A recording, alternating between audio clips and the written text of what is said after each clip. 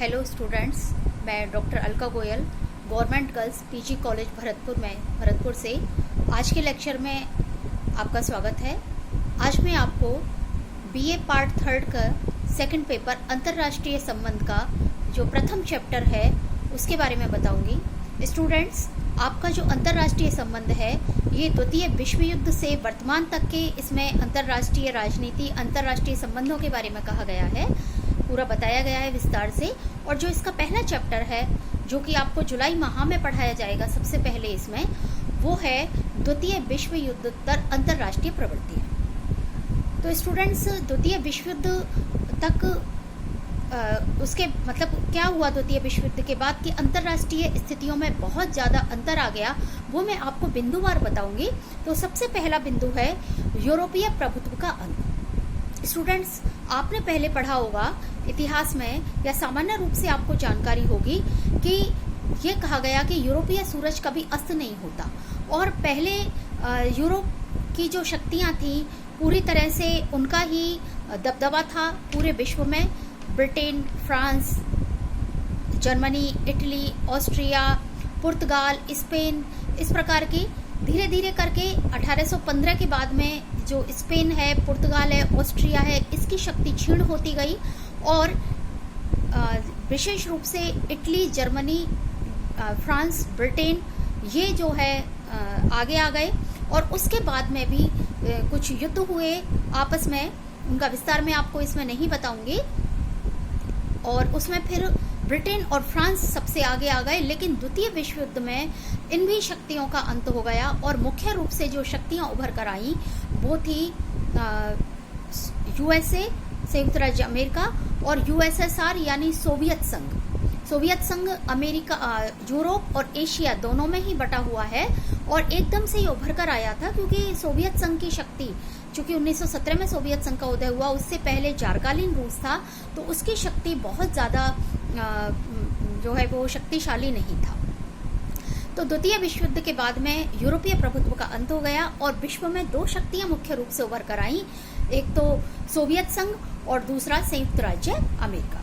Students, दूसरा जो एक बदलाव आया द्वितीय विश्व युद्ध के बाद वो था परमाणु युग का सूत्रपात। आपको पता है कि द्वितीय विश्व युद्ध का जो अंत हुआ वो मुख्य रूप से परमाणु जो बम अमेरिका ने गिराया था जापान के ऊपर 6 अगस्त को हिरोशिमा और 9 अगस्त को नागासाकी पर जो परमाणु बम का प्रहार किया गया था, उसके बाद में युद्ध खत्म हुआ था। लेकिन उससे एक शुरुआत हो गई परमाणु बम की और होड़ प्रतिस्पर्धा हो गई भयानक अस्त्र शस्त्र बनाने की, तो एक शुरुआत हो गई और उसके बाद लगातार देश जो हैं वो परमाणु अस्त्र शस्त्र बनाने लग गए। स्टूडेंट्स, इसके बाद में जो तीसरा पॉइंट है वो है एशिया और अफ्रीका जो है उनका शक्तियों के रूप में उदय होने लगा, बल्कि ये कहें कि उनका पुनरुदय होने लग गया एशिया और अफ्रीका का।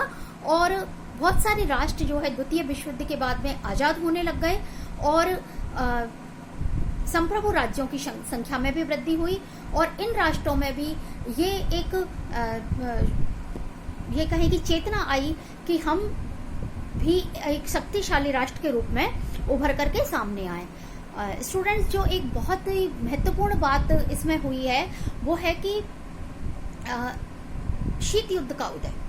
तो शीत युद्ध जो है ये, जैसे मैंने अभी आपको बताया कि दो महानतम शक्तियां आई, सुपर पावर जिसको हम बोले सोवियत संघ और अमेरिका, संयुक्त राज्य अमेरिका। तो ये जो दो शक्तियां आई थी, इन शक्तियों में आपस में संघर्ष होने लगा और ये संघर्ष कोई सीधा संघर्ष नहीं था।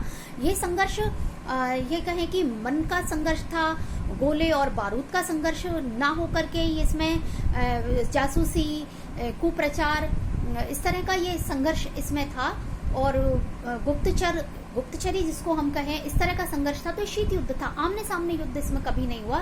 तो एक शीत युद्ध इसलिए महत्वपूर्ण माना जाता है क्योंकि द्वितीय विश्व युद्ध से लेकर के यानी 1900 ये कहें कि हम 45 से लेकर के 1990 तक का जो हमारा पूरा विश्व का जो एक सिनेरियो था, विश्व में जो मुख्य रूप से घटनाएं घटी, वो सारी घटनाएं विभिन्न देशों के जो संबंध थे वो संबंध शीत युद्ध के दायरे में आकर ही घटे।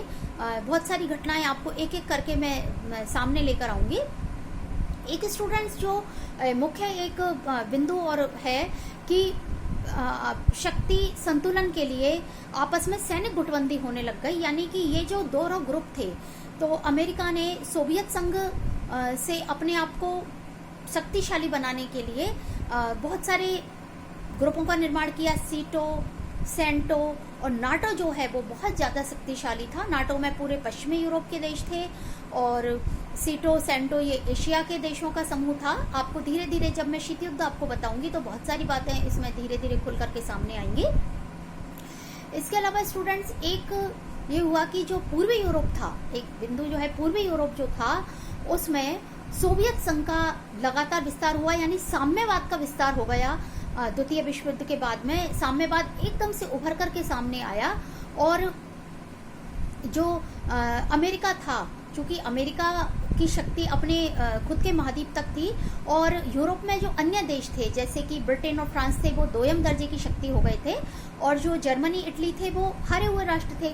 तो ऐसी स्थिति में केवल सोवियत संघ के पास में शक्ति थी और उसने अपनी शक्ति का इस प्रकार से प्रयोग किया कि पूरा पूर्वी यूरोप जो है उसने लाल कर दिया। यानी पूरा जो पूर्वी यूरोप के जो देश थे, Romania, Albania, Czechoslovakia, Yugoslavia, Hungary है, पोलैंड है, जर्मनी के दो टुकड़े हो गए थे तो पूर्वी जर्मनी है। तो ये सब जो देश थे ये पूरे के पूरे साम्यवादी हो गए थे, यानी लाल हो गए थे। मैंने अभी आपको एक पॉइंट बताया था कि सैनिक गुटबंदी हो गई, तो मैं उसमें एक पॉइंट आपको सोवियत संघ का बताना भूल गई कि सोवियत संघ ने भी अपना एक बहुत ही महत्वपूर्ण जो वो बनाया था, सैनिक गुट बनाया, वो था वारसा, जो कि नाटो के बिल्कुल टक्कर में था। तो इस तरह से उसका भी बहुत ही महत्वपूर्ण एक ग्रुप बना। क्या कह रही हैं आप? अच्छा, ठीक है। तो एक कॉमन फॉर्म और कॉमन टर्म नाम से भी इन्होंने अपने ग्रुप बनाए थे। तो स्टूडेंट्स, आज मैं आपको इतना ही बताऊंगी। ये आपका फर्स्ट लेक्चर है, इसमें कल मैं आपको फिर इसके बाकी के पॉइंट को डिस्कस करूंगी। Okay, bye.